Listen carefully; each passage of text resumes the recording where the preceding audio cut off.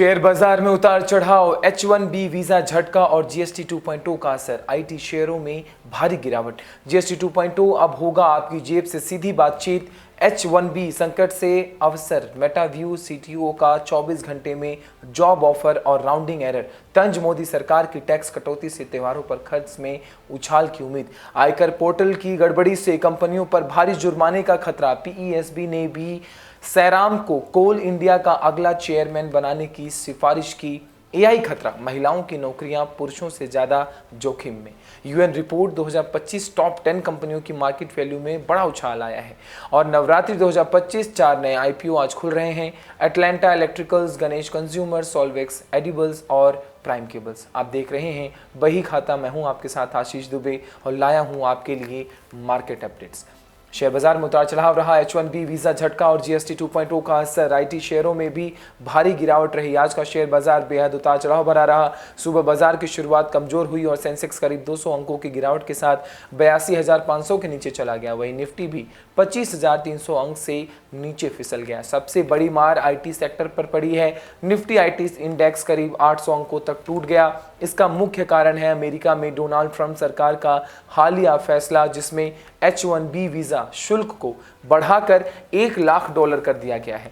जो कि भारतीय आईटी कंपनियां जैसे टीसीएस, इन्फोसिस, विप्रो और टेक महिंद्रा अपने कर्मचारियों को बड़ी संख्या में अमेरिका भेजती है, इसलिए इस फैसले का सीधा दबाव इन कंपनियों के शेयरों पर देखने को मिलेगा। टीसीएस के शेयर 2% से ज्यादा गिरे। इन्फोसिस में 3% की गिरावट आई, जबकि टेक महिंद्रा 5% तक लुढ़क गया। छोटे आईटी शेयरों जैसे परसिस्टेंट, एमफेसिस और कोफोर्जे में भी भारी बिकवाली दिखी। अब बात करते हैं दूसरी बड़ी खबर की, वो ये कि जीएसटी 2.0 आज से देश भर में नया goods and service tax structure लागू हो जाएगा। पुराने 4 स्लैब्स की जगह अब सिर्फ 2 मुख्य स्लैब रह जाएंगे, 5 और 18, जबकि अल्ट्रा लग्जरी सामान पर 40% टैक्स लगाया जाएगा। इसका असर बाजार में अलग अलग तरीके से दिखा। रोजमर्रा के सामान सस्ते होंगे, जिससे आम जनता को राहत मिलेगी, लेकिन लग्जरी और महंगे सामान महंगे हो सकते हैं। इस बीच वोडाफोन आइडिया के शेयरों में 3% की तेजी आई, क्योंकि सरकार ने उनके राहत प्लान का विरोध नहीं किया है। हिंदुस्तान को ऊपर 5% ऊपर चढ़ गया, क्योंकि कंपनी को नई लीज एक्सटेंशन मिल चुकी है। वहीं हाल ही में लिस्ट हुई अर्बन कंपनी के शेयर लगातार दूसरी बार 6% बढ़े और लिस्टिंग के बाद से अब तक 15% से ज्यादा चढ़ चुके हैं। कुल मिलाकर आज का बाजार निवेशकों के लिए मिला जुला कर रहा। एक तरफ आईटी कंपनियों को H1B वीजा शुल्क से झटका लगा है, तो दूसरी तरफ जीएसटी 2.0 जैसे बड़े सुधारों ने नई उम्मीदें भी जगा दी हैं। आने वाले दिनों में यह देखना दिलचस्प होगा कि क्या घरेलू खपत में सुधार से बाजार को सहारा मिलेगा या फिर वैश्विक फैसले, खासकर अमेरिका की पॉलिसी, बाजार की चाल तय करेंगे। बात करते हैं जीएसटी 2.0 की। अब होगा आपकी जेब में सीधा बचत। प्रधानमंत्री नरेंद्र मोदी ने नवरात्रि की पूर्व संध्या पर देश को संबोधित करते हुए कहा कि 22 सितंबर से नए जीएसटी सुधार जीएसटी रिफॉर्म्स लागू होगा। इसके तहत अब सिर्फ 2 ही स्लैब रहेंगे, 5 और 18, यानी 12 और 28 वाले टैक्स स्लैब खत्म हो चुके हैं। रोजमर्रा की 99% चीजें अब 5% के दायरे में आ जाएंगी, जिससे खाने पीने के सामान, दवाइयां और जरूरी घरेलू वस्तुएं काफी सस्ती हो जाएंगी। मोदी ने इसे गरीब, मिडिल क्लास, किसान, महिला और युवाओं के लिए डबल बोनांजा बताया है और उन्होंने कहा कि यह बदलाव न केवल लोगों की बचत बढ़ाएगा, बल्कि कारोबार का आसान भी बना सकता है। कारोबार के लिए निवेश को भी एक बढ़ावा देगा। इससे उन्हें भारत की ग्रोथ स्टोरी को नई रफ्तार देने वाला ऐतिहासिक कदम कहा है। बात करते हैं H1B संकट से अवसर की। मेटाव्यू सीटीओ का 24 घंटे में जो जॉब ऑफर आया है। राउंडिंग एरर, तंज, अमेरिका सरकार द्वारा नए H1B वीजा एप्लीकेशंस शुल्क को $1 लाख तक बढ़ाने के फैसले ने टेक इंडस्ट्री में हलचल मचा दी है। लेकिन इस संकट को एक मौके से बदलते हुए भी सैन फ्रांसिस्को स्टार्टअप मेटाव्यू को फाउंडर और सीटीओ शाहरियार ताज बख्श ने अप्रत्याशित कदम उठाया हुआ बताते हैं। उन्होंने सीधे H1B वीजा होल्डर्स को आमंत्रित करते हुए कहा कि जो कंपनियां अपने कर्मचारियों के लिए यह शुल्क नहीं चुका सकती, वे असल में उन्हें महत्व नहीं देती। लिंक्डइन पर पोस्ट करते हुए उन्होंने वादा किया कि मेटाव्यू न सिर्फ यह भारी शुल्क उठाएगा, बल्कि उम्मीदवारों को पहले संपर्क के 24 घंटे के भीतर ही स्पष्ट जवाब मिलेगा। हालांकि इसके लिए आवेदकों को 4 से 5 घंटे का इंटरव्यू प्रोसेस पूरा करना होगा। उनकी पोस्ट का सबसे चर्चित हिस्सा था यह कहना कि मेटाव्यू में जुड़े, जहां $1000 हमारी टीम के योगदान के सामने सिर्फ एक राउंडिंग एरर है। इस बयान ने सोशल मीडिया पर खूब चर्चा बटोरी। जहां कई लोगों ने इस कदम की सराहना की, वहीं कुछ निवेशकों ने यह भी कहा कि कभी कंपनियां, जितनी भी ये सारी कंपनियों के लिए इतना बड़ा खर्च उठाना संभव नहीं होता। फिर भी स्टार्टअप जगत में इसे एक साहसिक और आकर्षक भर्ती अभियान के तौर पर देखा जा रहा है, जिसने संकट के बीच टैलेंट रिटेशन और वैल्यू क्रिएशन पर नई बहस छेड़ दी है। बात करते हैं मोदी सरकार के टैक्स कटौती से त्योहारों पर खर्च से उछाल की उम्मीद की। त्योहार सीजन की शुरुआत से ठीक पहले प्रधानमंत्री नरेंद्र मोदी ने जीएसटी में बड़े बदलाव किए हैं, जिससे आम उपभोक्ता को सीधा फायदा होगा। बात करते हैं आयकर पोर्टल की गड़बड़ी से कंपनियों पर भारी जुर्माने का खतरा है। देश की नई कंपनियां इस समय इनकम टैक्स पोर्टल की तकनीकी खराबी के कारण भारी पेनल्टी का सामना कर रही हैं। 15 सितंबर, जो कि एडवांस टैक्स भुगतान की अंतिम तिथि और वार्षिक आयकर रिटर्न फाइलिंग की डेडलाइन थी, उसी दिन पोर्टल बार बार ठप हो गया। नतीजतन कई करदाताओं के एडवांस टैक्स पेमेंट समय पर पूरे नहीं हो पाए। चार्टर्ड अकाउंटेंट्स का कहना है कि कई मामलों में बैंक अकाउंट से रकम डेबिट तो हुए, लेकिन पोर्टल पर चालान जनरेट ही नहीं हुआ और बाद में बैंक ने वह रकम वापस कर दी। इससे कंपनियों पर बिना गलती के 3% तक का ब्याज बोझ पड़ सकता है, जो करोड़ों रुपए तक पहुंच सकता है। विशेषज्ञों का तर्क है कि जब करदाताओं ने समय पर भुगतान करने की कोशिश की, तो पोर्टल की गड़बड़ी के कारण उन्हें दंडित करना अन्यायपूर्ण होगा।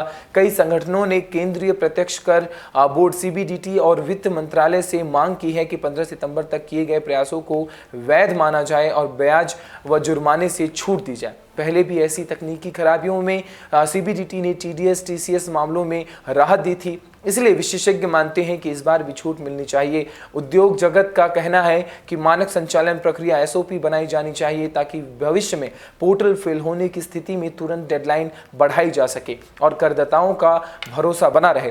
स्पष्ट है कि जब तक सरकार इस मामले पर राहत नहीं देती, कंपनियों को अनचाहे वित्तीय बोझ और कानूनी लड़ाई का सामना करना पड़ेगा। बात करते हैं पीईएसबी ने बी सैराम को कोल इंडिया का अगला चेयरमैन बनाने की सिफारिश की। सरकार हैंडडंटर public enterprises selection board PESB ने बी सैराम को कोल इंडिया लिमिटेड सीआईएल का अगला चेयरमैन और प्रबंधक निदेशक नियुक्त करने की सिफारिश की है। वर्तमान में सैराम नार्दर्न कोल फील्ड्स लिमिटेड एनसीएल के सीएमडी हैं, जो कोल इंडिया की ही सहायक कंपनी है। यह सिफारिश ऐसे समय आई जब सरकार घरेलू कोयला उत्पादन बढ़ाकर कोयला आयात पर निर्भरता घटाने पर जोर दे रही है। बी सैराम का अनुभव कोयला क्षेत्र में 34 वर्षों से अधिक का अनुभव सीसीएल में डायरेक्टर टेक्निकल और कोल इंडिया में एग्जीक्यूटिव डायरेक्टर रह चुके हैं। विशेषज्ञ कहते हैं माइन प्लानिंग व एक्सपेंशन, सतत खनन, लॉजिस्टिक्स, डिजिटलकरण और नियामकीय मामलों में मुख्य चुनौतियां उत्पादन लक्ष्य बढ़ाना। 2025-26 में 875 मिलियन टन कोयला उत्पादन और 900 एमटी डिस्पैच का लक्ष्य, खदानों से बेहतर कोयला निकासी और आपूर्ति व्यवस्था, आयात पर निर्भरता कम करना और बढ़ती ऊर्जा मांग को पूरा करना। सैराम का चयन 10 अन्य दावेदारों को पीछे छोड़कर किया गया है। इनमें एमईसीएल और सीसीएल की वर्तमान सीएमडी भी शामिल थे।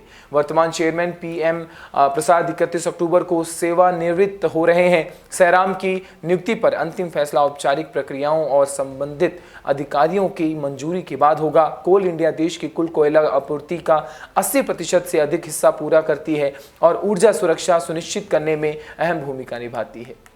बात करते हैं एआई खतरे की। महिलाओं की नौकरियां पुरुषों से ज्यादा जोखिम में है। यूएन रिपोर्ट 2025 की क्या बात है, मैं आपको समझाता हूं। एक नई संयुक्त राष्ट्र यूएन रिपोर्ट जेंडर स्नैपशॉट 2025 ने चेतावनी दी है कि आर्टिफिशियल इंटेलिजेंस यानी एआई के बढ़ते प्रभाव से महिलाओं की नौकरियों पर पुरुषों की तुलना में अधिक खतरा मंडरा रहा है। रिपोर्ट के अनुसार दुनिया भर में लगभग 28% महिलाओं की नौकरियां एआई से प्रभावित हो सकती हैं, जबकि पुरुषों की नौकरियों में यह खतरा केवल 21% है। रिपोर्ट्स यह भी दिखाती हैं कि वर्तमान में सिर्फ 29% महिलाएं ग्लोबल टेक वर्कफोर्स का हिस्सा हैं और टेक्नोलॉजी में नेतृत्व करने वाली महिलाओं की संख्या केवल 14% है। 2025 की रिपोर्ट एक महत्वपूर्ण साल मानती है, क्योंकि 2030 के सतत विकास लक्ष्य एसडीजीएस हासिल करने के लिए सिर्फ 5 साल बाकी हैं। संयुक्त राष्ट्र का कहना है कि अगर हम पिछली गलतियों से नहीं सीखते हैं, तो यह नई तकनीकी क्रांति लिंग आधारित असमानता को और गहरा सकती है। इसलिए जरूरी है कि महिलाओं की डिजिटल और तकनीक स्किल्स में निवेश किया जाए, उन्हें नए आर्थिक क्षेत्रों में संक्रमण के लिए तैयार किया जाए और जेंडर संवेदनशील श्रम एवं सामाजिक सुरक्षा नीतियां लागू हो जाएं। रिपोर्ट के मुताबिक अगर यह कदम उठाए गए तो 343 मिलियन महिलाओं और लड़कियों को फायदा होगा, 30 मिलियन को अत्यधिक गरीबी से बाहर, 42 मिलियन की खाद्य सुरक्षा में सुधार और 230 तक 1.5 ट्रिलियन डॉलर की वैश्विक आर्थिक वृद्धि संभव हो सकती है। यानी दोस्तों, एआई सिर्फ खतरा ही नहीं बल्कि सही नीतियों और प्रशिक्षण के साथ यह महिलाओं के लिए अवसर और सशक्तिकरण भी बन सकता है। बात करते हैं टॉप 10 कंपनियों की मार्केट वैल्यू में बड़ा उछाल और गिरावट आया है। इस हफ्ते 7 कंपनियों की मार्केट वैल्यू बढ़ी, जो कुल मिलाकर 1.18 लाख करोड़ रुपए तक पहुंच गई। वहीं 3 कंपनियों की वैल्यू 22,095 करोड़ रुपए घट गई। सबसे ज्यादा बढ़त एसबीआई में रही, 35,953 करोड़ रुपए बढ़कर 7.96 लाख करोड़ हो चुकी और एयरटेल की वैल्यू 33,215 करोड़ बढ़कर 11.19 लाख करोड़ तक पहुंच चुकी है। रिलायंस इंडस्ट्रीज की वैल्यू की बात करें तो 17,329 करोड़ बढ़कर 19.05 लाख करोड़, जबकि टीसीएस की मार्केट वैल्यू 12,953 करोड़ बढ़कर 11.47 लाख करोड़ हो गई है। लेकिन कुछ कंपनियों की वैल्यू में गिरावट भी रही। आईसीआईसीआई बैंक के शेयरों में बिकवाली के चलते 10,708 करोड़ की कमी आई। बजाज फाइनेंस 6,347 करोड़ घटकर 6.18 लाख करोड़ पर आ गई और एचयूएल की वैल्यू 5,040 करोड़ कम होकर 6.01 लाख करोड़ पर आ गई। बात करते हैं नवरात्रि 2025 की 4 नए आईपीओ आज खुल रहे हैं। Atlanta electricals, Ganesh consumer, Solvex edibles और प्राइम केबल। नवरात्रि के पहले दिन शेयर बाजार में 4 नए आईपीओ लॉन्च हो रहे हैं। इन चारों में 2 कंपनियां मेनबोर्ड सेगमेंट की हैं और 2 कंपनियां एसएमई सेगमेंट की हैं। आइए विस्तार से जानते हैं इनके बारे में। एटलांटा इलेक्ट्रिकल्स आईपीओ, इसकी बात करें तो इलेक्ट्रिकल प्रोडक्ट्स और इंजीनियरिंग सर्विसेज में सक्रिय यह कंपनी निवेशकों के लिए एक नया अवसर पेश कर रही है। Ganesh consumer products IPO, FMCG sector की इस कंपनी का आईपीओ निवेशकों के बीच आकर्षण का केंद्र बनने वाला है। सॉल्वेक्स एडिबल्स आईपीओ, खाद्य उद्योग में सक्रिय इस कंपनी का आईपीओ छोटे और मझोले निवेशकों के लिए खास है। Prime cable industries IPO, cable और इलेक्ट्रिकल उत्पाद बनाने वाली यह कंपनी एसएमई सेगमेंट में सूचीबद्ध है और निवेशकों की नजरें इस पर टिकी होंगी। प्राइस बैंड और जीएमपी ग्रे मार्केट प्रीमियम की बात करें तो जानकारी आईपीओ खोलने से पहले देखना जरूरी है। इन आईपीओ के जरिए निवेशक नए अवसरों में पैसा लगाकर लाभ कमा सकते हैं। एसएमई आईपीओ आमतौर पर छोटे निवेशकों के लिए ज्यादा आकर्षक होते हैं, जबकि मेन बोर्ड आईपीओ बड़े निवेशकों को टारगेट करते हैं। इस नवरात्रि अगर आप शेयर बाजार में कदम रखने की सोच रहे हैं तो इन 4 आईपीओ पर नजर रखना फायदेमंद हो सकता है। आप देख रहे थे बही खाता, मैं हूं आपके साथ आशीष दुबे। फिर मिलेंगे अगले एपिसोड में, बताएंगे मार्केट का क्या हाल रहा। तब तक के लिए नमस्कार।